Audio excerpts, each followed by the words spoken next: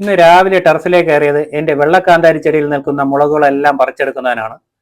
വെള്ളക്കാന്താരിയുടെ ഒരു ചെടി മാത്രമേ ഇപ്പോൾ ഉള്ളൂവെങ്കിലും ആ ഒറ്റ ചെടിയിൽ നിന്ന് തന്നെ ആവശ്യത്തിൽ കൂടുതൽ മുളകുകൾ എനിക്ക് ലഭിക്കുന്നുണ്ട്. അതുകൊണ്ട് തന്നെ ഇപ്പോൾ ടെറസിലുള്ള ചെടികളിൽ എനിക്ക് ഏറ്റവും ഇഷ്ടമുള്ളതും ഈ വെള്ളക്കാന്താരിയുടെ ചെടി തന്നെയാണ്. രാവിലെ ടെറസിലേക്ക് എത്തുമ്പോൾ കണ്ണിന് കുളിർമ നൽകുന്ന ഒരു കാഴ്ച തന്നെയാണ് ഈ ചെടിയിൽ ഒരുപാട് മുളകുകൾ ഇങ്ങനെ നിൽക്കുന്നത് കാണുന്നത്.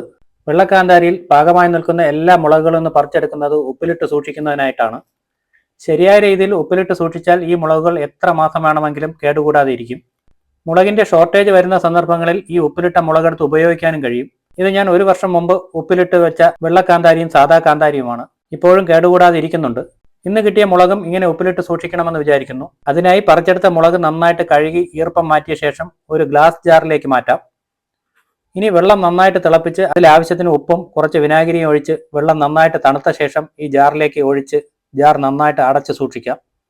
ഇന്നത്തെ വീഡിയോ ഇത്രയേ ഉള്ളൂ. വീഡിയോ ഇഷ്ടമായാൽ ലൈക്ക് ചെയ്യണേ.